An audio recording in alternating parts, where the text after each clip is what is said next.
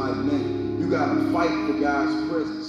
Even if you're going to be all week trying and praying. I went in my closet for the first time in a while the other day. And guess how long I stayed? Only like 2 minutes. It's hard.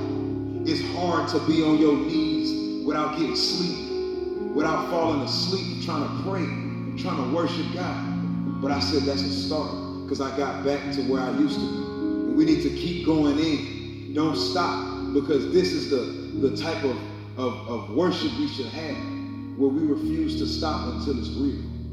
Where you refuse to stop until this presence of God that we keep believing in, it comes down in Jesus' mighty name. He says, he leads me in paths of righteousness for his name's sake.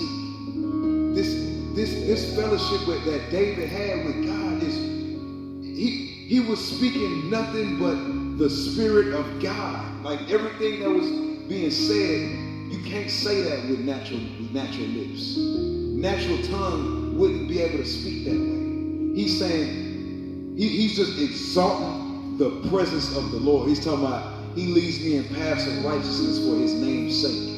Like everything God is doing in my life is for his name's sake. Everything that everywhere I'm going is for his name's sake. Every place I'm touching is for his name's sake. Everything he's doing in my life is for his name's sake. So he was so secure in his walk. Even though I walk through the valley of the shadow of death. We was talking about that the other night. Walking through the valley of the shadow of death. You can see death. You see the shadow of death around you. I will fear no evil. So in tune, so full of faith, so secure in who God is, that he said, I will fear no evil. I know my God is with me. Hallelujah. You are with me. Your rod and your staff, they comfort me. You prepare a table before me in the presence of my enemies. You anoint my head with oil. And then he turned around and still says, my cup overflows in Jesus' mighty name. He was so in tune, he didn't have to worry about what he wanted. He said, the Lord is my shepherd, I shall not want. He makes me to lie down in green pastures. I got everything I need already in Jesus' mighty name. There's nothing wrong with wanting to attain goals and accomplish things in life and going after things. But at the end of the day, it's time for us to begin to say, the Lord is my shepherd, I shall not want. It don't mean you don't have jobs to do. It don't mean you don't have responsibilities. But when it comes down to it, the Lord is our shepherd. We have everything we need in him. In the last verse, he tells us, surely goodness and mercy shall follow me all the days of my life. And I shall dwell in the house of the Lord forever. This is a beautiful, it's almost like a poem. Like, because it's so full of worship. The way he was talking, it didn't have nothing to do with nothing else.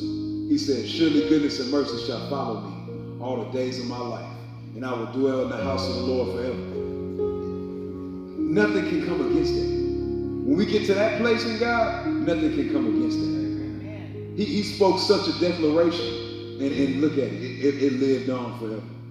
It lived on forever. So we got to come beyond the flesh and beyond natural, because it's almost like he was in a dream state, talking about God makes me to lie down in green pastures.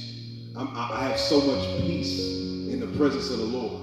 He restores my soul. He leads me in paths of righteousness for his name's sake. Even though I walk through the valley of the shadow of death, I see these circumstances around me. I see these attacks that the enemy is sending. I will fear no evil, for you are with me. Your rod and staff, they comfort me. Walking in authority.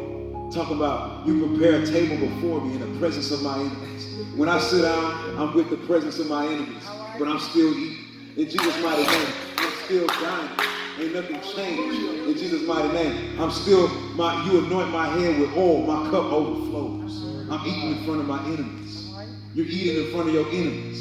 He's overflowing, just filling your cup in Jesus' mighty name. That's the way we should be. So in tune. He was so secure in God, he didn't need nothing else. He was so secure that it's almost as if he was walking in authority without even trying. Walking in power without even trying. Hallelujah. So in tune with his fellowship with the Lord, he didn't have to do nothing. The enemy had to flee in Jesus' mighty name. He prepared, God says that he will prepare a table before us in the presence of our, you sitting with the enemy. Can you believe that? And you still eat. My cup overflows. You anoint my head with oil in Jesus' mighty name. Surely goodness and mercy shall follow us all the days of our lives. We shall fear no evil. Yea, though we walk through the valley of the shadow of death.